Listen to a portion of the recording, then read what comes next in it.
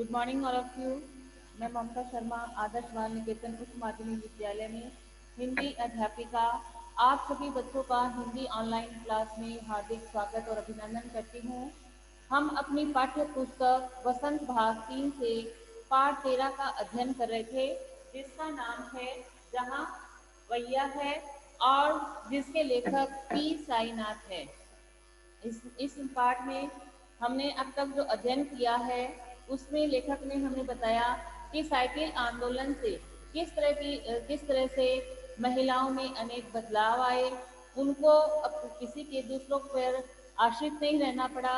उन्हें वह आत्मनिर्भर हो गई थी और अपने काम खुद कर सकती थी।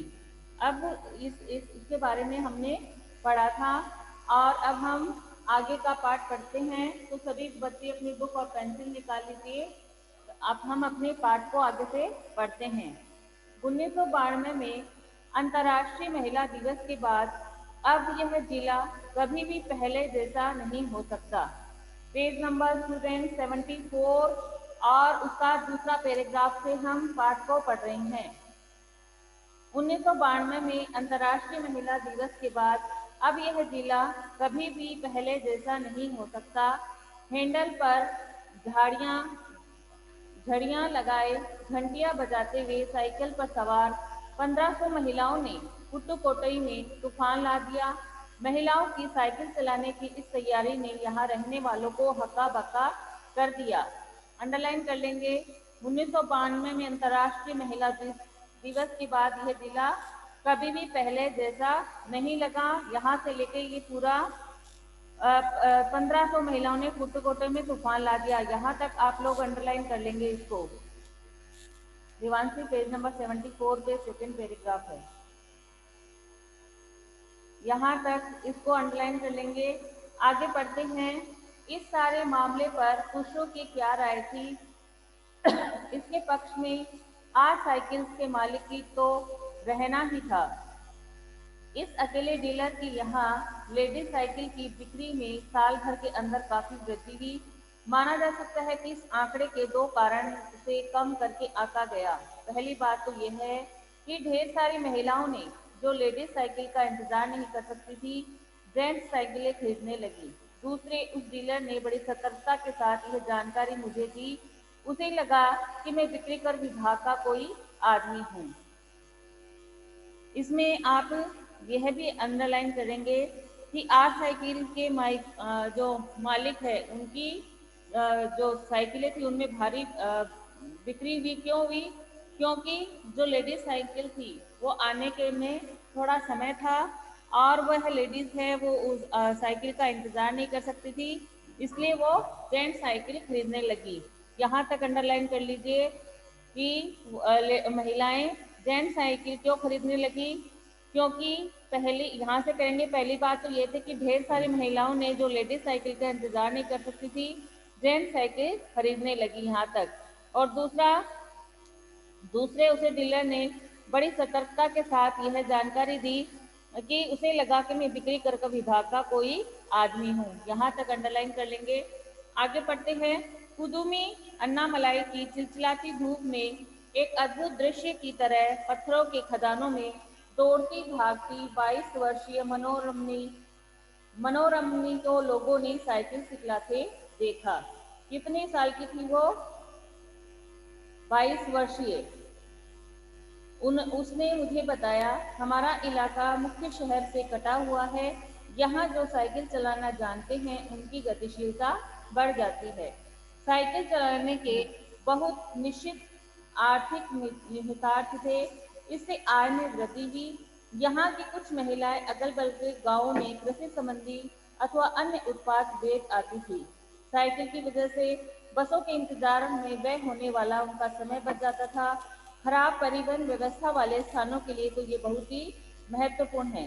दूसरे, इसमें उन्हें इतना समय मिल जाता था कि वे अपने सामान बेचने पर ज़्यादा ध्यान केंद्रित कर पाती थी। तीसरे, इससे तो ये अधिक इलाकों में जा पाती थी। अंतिम बात यह थी कि अगर आप चाहे तो उसे आराम करने का काफ़ी समय मिल सकता था। अब यहाँ से भी अपना प्रश्न यह बन रहा है कि साइकिल आंदोलन से महिलाओं में क्या क्या बदलाव आए। तो एक तो उनमें क्या हुआ कि उनकी आय में वृद्धि हुई, इसमें भी उनकी आय में वृद्धि हो गई। और यहाँ की जो कुछ महिलाएं थी वो अगल बगल के गांव में अपने कृषि संबंधी अन्य उत्पाद भी बेच सकती थी। और तीसरा उन्हें फायदा क्या हुआ कि साइकिल की वजह से उन्हें बसों का इंतजार नहीं करना पड़ता था, और बस के इंतजार में जो होने वाला उनका जो खर्च था और समय दोनों ही बच गए। और खराब जो परिवहन व्यवस्था थी उन स्थानों के लिए तो यह बहुत ही महत्वपूर्ण था। और पांचवा कि दूसरे समय कि उन्हें इतना समय मिल जाता था कि उन्हें अपना सामान बेचने पर ज़्यादा ध्यान केंद्रित कर पाती थी।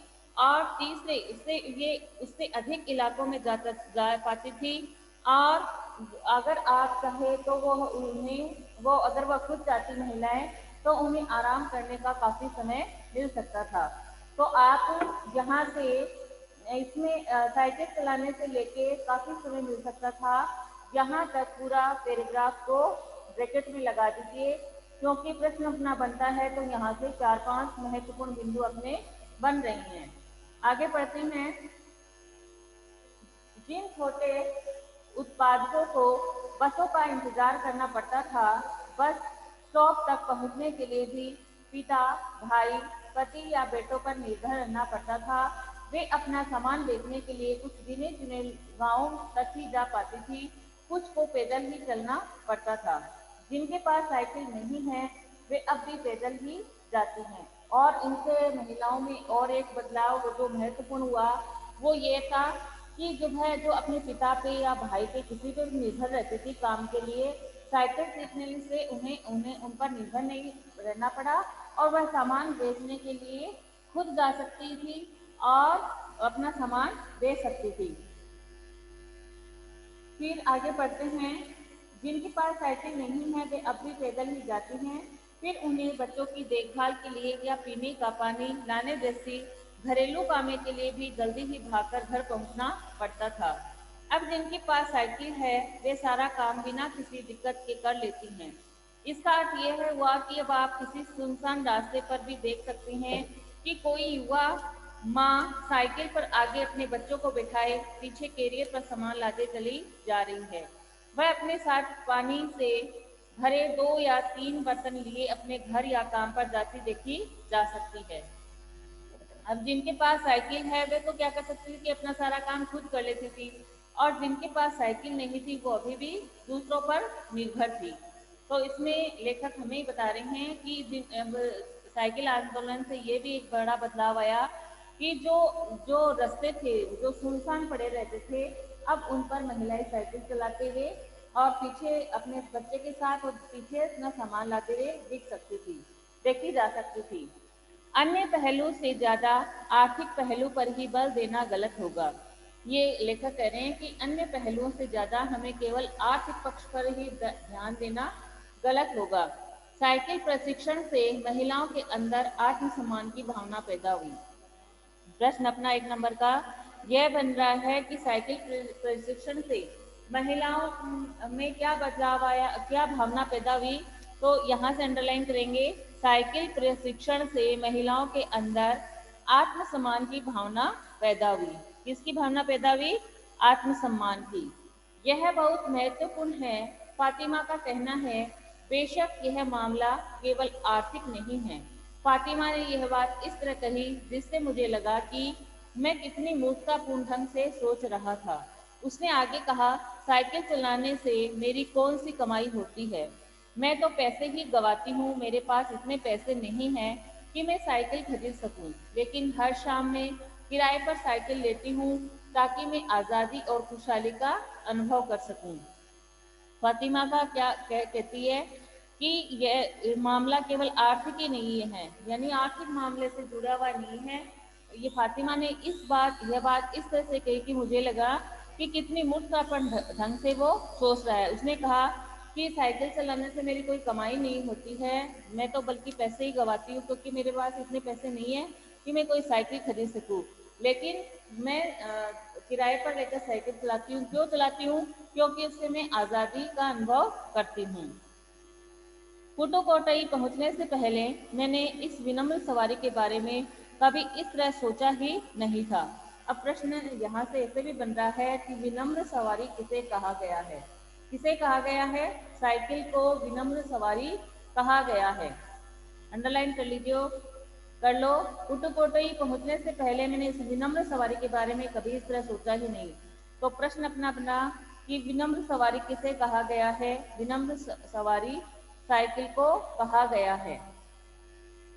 मैंने कभी साइकिल को आज़ादी का प्रतीक नहीं समझता था। एक महिला ने बताया, लोगों के लिए ये समझना बड़ा कठिन है कि ग्रामीण महिलाओं के लिए ये कितनी बड़ी चीज है।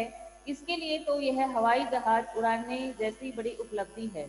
लोग इस पर हंस सकते हैं, लेकिन केवल यहाँ की औरतें ही समझ सकती है कि उसके लिए ये कितना महत्वपूर्ण है।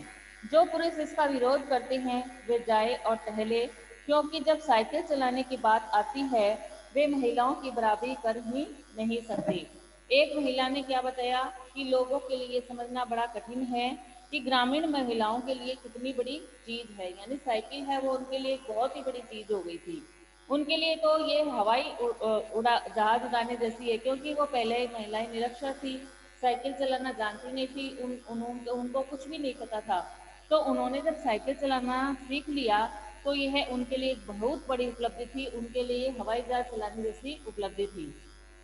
लोग इस पर हंस भी सकते थे, लेकिन केवल यहाँ की औरतें ही समझ सकती थी कि यह उनके लिए कितना महत्वपूर्ण था।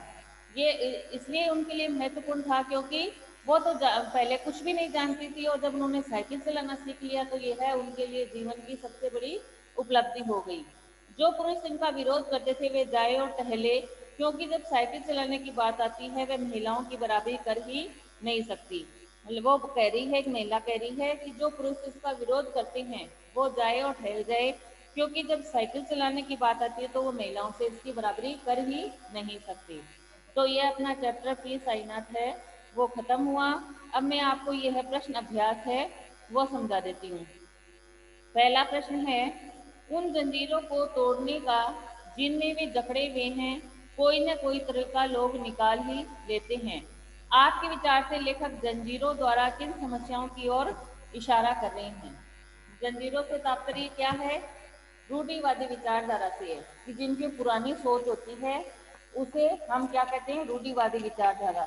और सामाजिक बंधनों से जो उस जाति या धर्म से संबंधित लोगों को आगे बढ़ने के लिए रोकती है, ये एक प्रकार की सामाजिक समस्या है कि कोई भी, जैसे हमारे क्या माना जाता है कि बेटियों बहू बेटियों को पर्दा करना चाहिए, बाहर नहीं जाना चाहिए, जो इसका विरोध करते हैं वो क्या है? सामाजिक परंपरा को तोड़ना, कि ये बना दिए केवल महिलाओं के लिए क्यों है।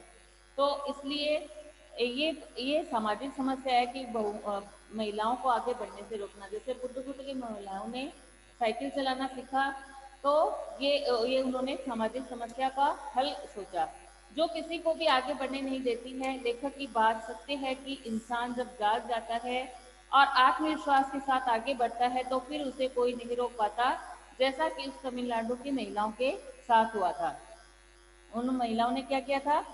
साइकिल चलाना सीख लिया था। पुरुषों ने क्या किया? पहले उन पर फटुतियाँ कसी, उन पर गंदी गंदी टिप्पणियाँ की, लेकिन उन लोगों ने उन पर कोई ध्यान नहीं दिया और वो है साइकिल चलाती रही। तो लेखक कह रहे हैं कि लेखक की ये बात सत्य है कि उन्होंने जंजीरों को तोड़ने का काम किया जिनमें वे जकड़ी हुई थी। दूसरा प्रश्न है, क्या आप लेखक की इस बात से सहमत हैं? अपने उत्तर का कारण भी बताइए। तो लेखक की, हाँ, हम लेखक की इस बात से सहमत हैं कि जब किसी भी व्यक्ति की इच्छा शक्ति जाग जाती है तो उसे कोई भी नहीं रोक सकता और वह अपनी मुक्ति के लिए कोई ना कोई रास्ता खोज ही लेता है। आप मान लो, जो तमिलनाडु की महिलाओं में ये इच्छा हो गई कि हमें साइकिल चलाना सीखना ही है, हम किसी पर दूसरे पर निर्भर रहेंगे नहीं। तो उन्होंने क्या किया? साइकिल चलाने के आंदोलन की तरह हो गया। वहाँ की लगभग सभी महिलाओं ने, 1500 महिलाओं ने साइकिल चलानी सीख ली। इससे क्या फायदा हुआ कि वो दूसरों पर अपनी निर्भरता कम हो गई। पहले जो पुरुषों पर, अपने पति पर, अपने बेटों पर जो कहती थी, गुहार करती थी कि हमें वो काम करना है, मैं लेके चलो, वो उनकी समाप्त हो गई। वो अपने आप काम खुद कर सकती थी, उनके लिए समय निकालती थी, उन्हें बसों का इंतजार नहीं करता था। और वह जितनी आमदनी अब कर सकती थी उससे ज़्यादा करने लगी, क्योंकि उन्हें उस समय भी बहुत ज़्यादा मिल जाता था। तो ये इस बात लेखक की हम इस बात से सहमत हैं। फिर है, साइकिल आंदोलन से पट्टुपुट्टू की महिलाओं के जीवन में कौन कौन से बदलाव आए हैं। साइकिल आंदोलन से जो पुट्टुपुट्टू की महिलाओं में जीवन में महत्वपूर्ण बदलाव आए। अब उन्हें लंबी कतारों में प्रतीक्षा नहीं करनी पड़ती थी बस की, और इस आंदोलन से महिलाओं में अत्यधिक आत्मविश्वास प्रदान किया। अब वे पुरुषों पर निर्भर नहीं रह सकती थी और साइकिल के द्वारा वे अपना काम आसानी से कर लेती थी। साइकिल ने उन्हें आत्मनिर्भर बना दिया और वह स्वतंत्रता को महसूस करती थी। यानी पहले उन्हें स्वतंत्रता लगती थी, लेकिन जब साइकिल चलाना उन्होंने सीख लिया तो वह स्वतंत्रता महसूस करती थी। उन्हें आत्मविश्वास हो गया कि हम भी यह काम कर सकते हैं। अगला प्रश्न है, शुरुआत में पुरुषों ने इस आंदोलन का विरोध किया, परंतु आर्थराइटिस के मालिक ने इसका समर्थन किया। क्यों? कि शुरुआत में तो पुरुषों ने इस आंदोलन का विरोध किया, क्योंकि पुरुष प्रधान समाज में पुरुषों को, महिलाओं को इस तरह स्वतंत्र से जीवन यापन करना पसंद नहीं आया। शुरुआत में जो पुरुष थे उन्होंने इस आंदोलन का विरोध किया, क्योंकि हमारा जो भारत देश है वो क्या है बेटा, पुरुष प्रधान है। और जब पुरुष प्रधान होने के कारण महिलाओं ने जब इस तरह से स्वतंत्रता से जीवन जीना शुरू किया तो उन्हें पसंद नहीं आया। लेकिन आज साइकिल के जो मालिक थे उन्होंने इसका समर्थन किया, क्योंकि उनके साइकिल की बिक्री है वो बढ़ गई थी। इसके साथ ही आज साइकिल के जो मालिक थे वो सचमुच ही महिलाओं का उत्थान चाहते थे, कि महिलाएं हैं वो अपने पैरों पर खड़ी हो और वो आगे बढ़े। इसलिए आज साइकिल के मालिक ने इसका समर्थन किया। एक तो उनकी बिक्री वगैरह बढ़ गई, बहुत ज़्यादा बिक्री होने लगी साइकिल की। दूसरे, वास्तव में वो महिलाओं की स्वतंत्रता चाहते थे। अगला प्रश्न है, प्रारंभ में इस आंदोलन को चलाने में कौन कौन सी बाधाएं आई। तो प्रारंभ में इस आंदोलन को चलाने में महिलाओं को अनेक समस्याओं का सामना करना पड़ा। साइकिल चलाने वाली महिलाओं पर लोगों ने गंदी गंदी टिप्पणियां की, उन पर फप्तियां कसी, उन्हें शारीरिक और मानसिक कष्ट उठाने पड़े, और साइकिल चलाने के लिए सामाजिक स्वीकृति मिली, इसलिए महिलाओं ने इसे अपना लिया।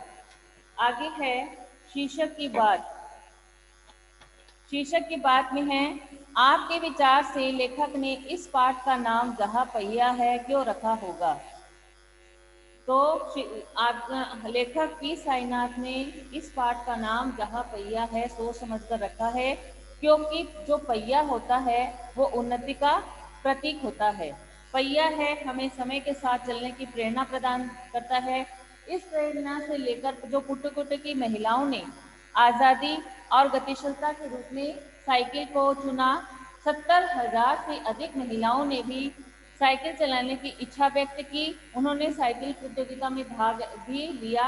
इन सब बातों को ध्यान में रखते हुए लेखक ने इस पाठ का नाम जहां पहिया है रखा है। तो स्टूडेंट, आज हम इतने ही प्रश्न उत्तर करते हैं, आगे के कल करेंगे। मैं आपको इसका पीडीएफ सेंड करूंगी। अगर उसमें आपको कोई बात समझ नहीं आई हो तो मैं इसे मैसेज करके या कॉल करके पूछ सकते हैं। Thank you, have a nice day.